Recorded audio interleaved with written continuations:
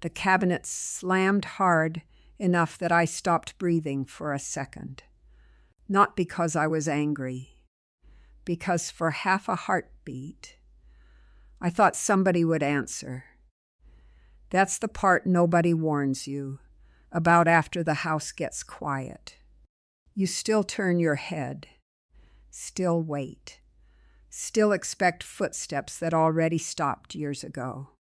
And if you've ever stood in your kitchen too long, pretending to decide what to eat, when really you were deciding whether the evening felt longer than yesterday, then you already know what I mean. Sometimes it starts at night. You check the lock once, then again. You stand near the sink after dinner for no reason at all. The television stays on in another room, not because you're watching it, but because silence feels too honest after dark. 3 a.m. comes differently now, not dramatic, just familiar. The hallway looks longer. The refrigerator hum sounds louder. You think about calling somebody tomorrow, and then decide maybe they're busy, maybe later, maybe next week. And before you know it, the week becomes quiet in a way nobody ever prepared you for. My name is Evelyn. I'm 93 years old. I worked in a bakery most of my life. Hands in dough before sunrise, aprons dusted white. Coffee too hot because mornings moved fast back then. Every morning now, I still make my coffee before the sun fully rises. Same chipped mug, same kitchen window, same habit. I open the curtains at almost exactly 6:15. Not because I have somewhere important to go. Just because I want the house to know somebody is still here. And before I go any further, there's something I need to tell you. Something I never said out loud before. Not to my daughter Emily. Not to church friends. Not even to myself properly, if I'm being honest.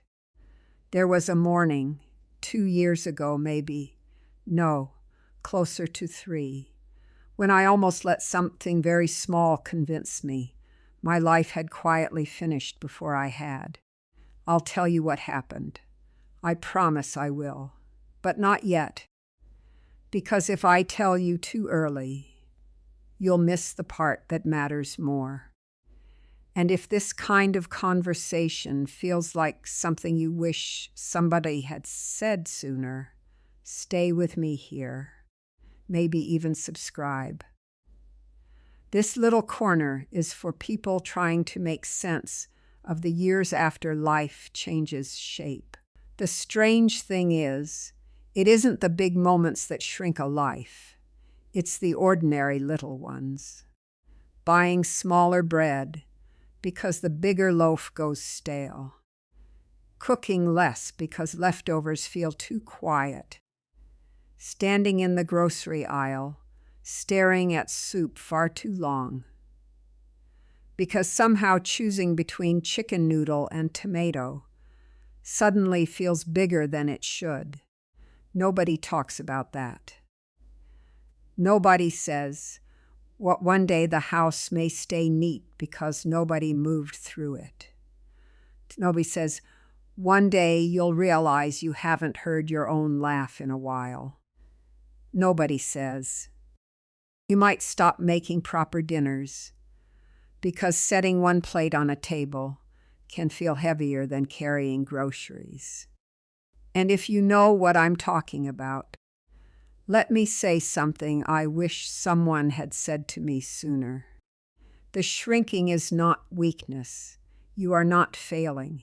You are not becoming less. You are adjusting to absence while still learning how to stay. That takes more strength than most people understand. Nobody ever came to my house and asked the real question. They asked about health. What do you eat, Evelyn? How do you still get around? What's your secret? As if life at 93 is some recipe card somebody misplaced. Well, fine, I'll give you the list. Oatmeal most mornings. Toast with too much butter sometimes. Short walks when my knees cooperate. Water, though honestly I still don't enjoy it. Earlier nights. Less sugar than I want. And every Friday evening, I still eat vanilla ice cream standing in the kitchen.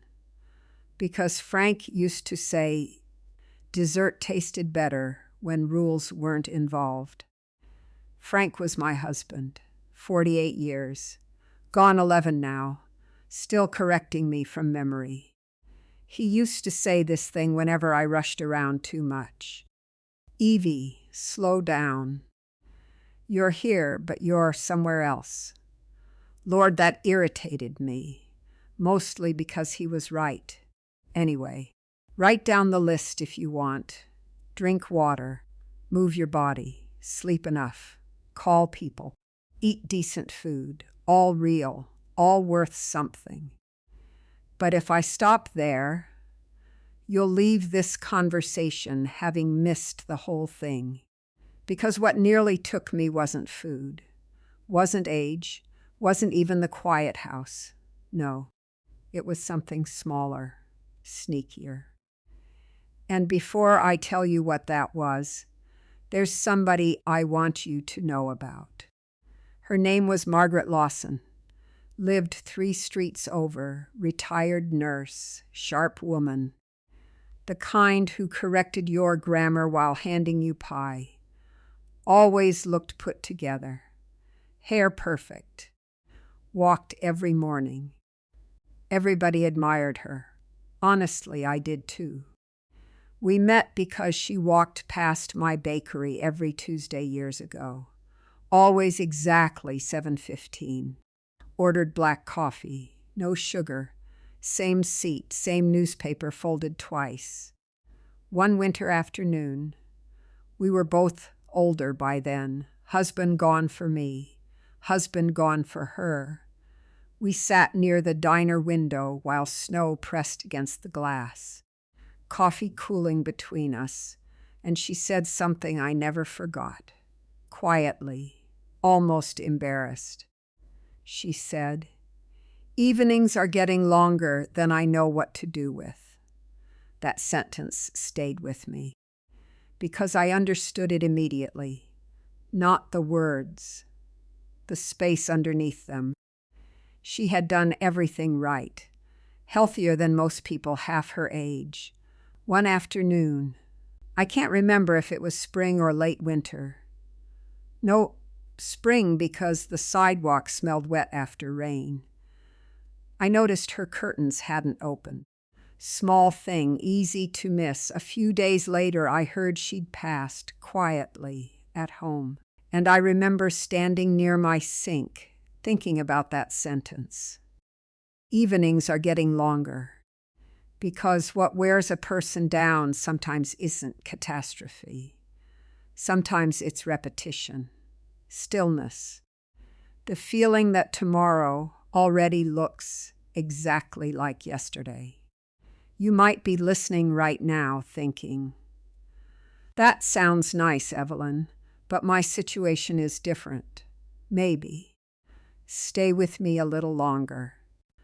Because what changed things for me wasn't motivation, wasn't discipline, wasn't some perfect morning routine. And I haven't even told you yet. About the morning, I almost stopped opening the curtains. Harold used to tell me something.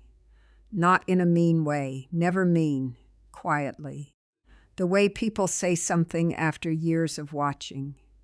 He'd say, "Evie, come sit down. You're here, but you're not here." And I hated hearing it. Because I thought I was doing everything right. Dinner made, laundry folded, bills paid. I sat beside him every night. But my mind always somewhere else. cleaning tomorrow before tomorrow came, thinking about groceries, thinking about whether the gutters needed fixing, thinking about everything except the person sitting beside me. He'd be halfway through a story, and I'd nod without hearing half of it. One night he stopped talking, just stopped, television humming, ice melting in his glass. And he looked at me, not angry, that almost made it worse, just tired, like someone knocking softly on a locked door. "Evie," he says again, "come sit down. You're here, but you're not here." I still hear that sentence. Still. Sometimes louder than my own thoughts. And after he retired, things changed. No, that's not right. We changed. He slowed down. I sped up. Or maybe I hid I'll inside head chores. out to the garden That's probably for a bit. closer. One cold October morning. I remember because the air had that sharp smell leaves get before winter. I walked outside, irritated over absolutely nothing. Bird feeder crooked. That bothered me for some reason. So I bent down to fix it. Then noticed weeds near the porch. Pulled one, then another. Next thing I knew, my hands were pitch black, knees aching, out of breath. And for the first time in months, maybe years, I realized an hour had passed and I hadn't been worrying about tomorrow. Only dirt, only cold air, only this moment. I walked back toward the house. Harold stood at the kitchen window, didn't wave, didn't speak, just stood there holding his coffee. And the way he looked at me, like somebody watching someone finally come back home, without saying anything at all. I didn't understand it then. I thought he was proud of me for staying busy, keeping things together, making the house run. People think the hardest thing about getting older is forgetting. No. Sometimes the hardest thing is finally understanding. Now, I told you there was something I haven't said before. We're getting closer to that part. But there's another piece first. After Harold got sick, slowly at first, life shrank into routines. Medication bottles, appointments, soup cooling on the stove because hospital days make people hungry at strange times. He still joked, still teased me for worrying, still said, "Evie, sit down. You're here, but you're not here." Even then, especially then. Sometimes it sounds like somebody asking you to sit still for 10 minutes. And you think there will always be tomorrow. You think next week, after chores, after work, after things calm down, as if life ever calms down. Then one day, there are no more ordinary Tuesdays left. And here's the part nobody wants to sit with. The part I'm asking you not to skip. The morning after Harold was gone, I woke up before sunrise, 5:30 maybe. Couldn't tell. The house felt strange, too careful, like even the walls were trying not to make noise. I went to the kitchen, made coffee, 2 mugs without thinking. Same as always, his blue mug. Mine chipped near the handle. I put both cups on the table, sat down, and just looked at them. Steam curling up. Morning still dark outside, hands still. The refrigerator humming like it always had. Coffee going cold. The light in the kitchen changing. And something happened that surprised me. I kept waiting to hear him. A cough. A chair move. That tiny throat-clearing sound he made before saying good morning. Nothing. Just the clock. Tick. Tick, tick. I don't know how long I sat there. long enough for the coffee to lose its heat, long enough for sunlight to reach halfway across the table. And then I heard his voice anyway. Not real, you understand. Memory, that sentence again, soft as ever. Evie, you're here, but you're not here. Only this time it landed different, because suddenly I was the one disappearing. So I stood up, washed my cup, left his there, put on my coat, went outside. Cold enough my hands hurt. Bird feeder crooked again, funny thing. Always crooked. And I fixed it. That was it. Nothing grand, no breakthrough, no speech to myself. Just fixing something small. Then feeding the birds. Then standing there breathing steam into the cold morning. Choosing one more day without saying the words. And if you're watching this thinking, easy for you to say, Evelyn. No, not easy. Never easy. Still not easy. Some mornings the house feels too big. Some afternoons stretch strange and long. But stay with me, because this next part matters more than anything I've said so far. My daughter Claire, 58 now, lives 40 minutes away. Good woman. Busy woman. You know the type, calendar full, heart full too, probably. Just tired. For years she'd say, Mom, I'll come next weekend, or things are crazy right now, or soon, always soon. And I believed her. Because when you love somebody, you learn patience, whether you asked for it or not. But one spring afternoon, I was 91 then, maybe 91 sounds right. I called her, and I said something I almost didn't say, something that felt too honest. I said, I'm 91 years old. Come now or come when I'm gone. Those are the choices left. Quiet on the phone, long quiet, the kind you hear breathing through. She came that Saturday, sat at my kitchen table, 6 hours, 6. Told me things she'd been carrying for 20 years, how tired she was, how guilty she felt, how sometimes she avoided visiting because she didn't know how to watch me getting older. I told her things I should said when she was 40, when she still needed them. Now she comes every other Sunday. Not perfect, not every week. Life still happens, but enough. Enough is a beautiful word when you stop demanding perfect. Because having people close, that isn't extra, that isn't luck. That becomes part of staying here, part of staying real. And now, here's the thing I told you I'd say later.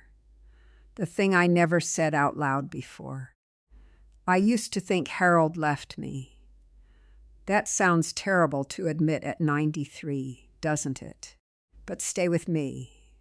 I don't mean left like choosing. I mean, after he was gone, there were mornings I sat in that kitchen thinking, how could you leave me here to carry all this quiet by myself? I never said that out loud because it felt selfish. He didn't choose to go. I knew that, still know that. But there it was anyway. Real, ugly, human. And one morning, I think it was raining, though memory plays tricks sometimes, I finally set it into an empty kitchen. You could stayed a little longer. Then I cried over cold coffee. It's like somebody much younger. Funny thing is, after I said it, something loosened. Not fixed, just loosened. Because pretending to be noble all the time gets heavy. Pretending you never felt bitter, never felt abandoned, never felt angry at the silence. That costs something. I could tell you I handled everything with grace, that I accepted loss beautifully, that I woke up grateful every morning, but that would be a half-truth. And half-truths are for people still trying to look impressive. Here's what I know now. Part of living this long is luck, plain luck. My mother lived to 89. Her sister made it to 94. Good bones helped, good doctors helped. And yes, stubbornness helped too. A little luck, a little timing, a little ordinary care. But also this. I stopped waiting for life to feel loud again. That changed something. Because for years I thought happiness. No, that word feels too shiny for what I mean. I thought feeling alive again would arrive like a guest. Knock on the door, sit down, announce itself. It didn't. It arrived quietly, in crumbs, in habits, in tiny ridiculous things, like arguing with squirrels stealing birdseed, like putting on old records Harold loved, even though I still complain about his taste in music. Man loved sad country songs so much, you'd think heartbreak personally paid him. Like waving at the same mailman every Tuesday. Like opening the front curtains before coffee, because sunlight somehow feels rude if you ignore it. Like setting one extra plate at Thanksgiving anyway. Not because I forgot. Because remembering matters too. This morning, I woke up at 6. Still do. Body clock won that argument years ago. Made coffee. 1 mug, though Harold's blue one still sits in the cabinet. 3rd shelf, back left. I touch it sometimes. Not every day, just enough. Opened the kitchen blinds. Fed birds who act like I personally owe them breakfast. Walked halfway down the block before my knees started negotiating with me. Sat in the same chair near the window. Watched sunlight move across the floor. And for a second, just 1 second, I looked at the empty chair across from mine and said, "Good morning, Harold," like I always do. No drama, no big sadness, just habit, just love changing shape. So if you're still here listening, move your body a little, even when it argues. Call somebody before the reason feels urgent. Find one small thing that makes tomorrow morning worth arriving for, even if it sounds foolish to anybody else. And this, listen carefully, the quiet is not proof life stopped. Sometimes the quiet is simply where life starts speaking softer. Before I go, next time I want to talk about something that took me until my 80s to understand. Not about loss, not really. About the strange ache of feeling forgotten while still standing in the middle of your own life. I think you'll understand that one. And tell me something below. What is the smallest, most ordinary thing that still makes your morning worth starting? Coffee? A dog waiting at the door, music? The same chair near a window?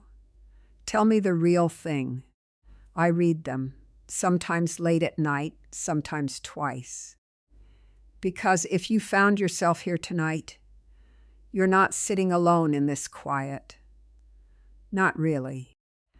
This little corner belongs to people still here, still trying, still learning how to carry ordinary days without letting them disappear.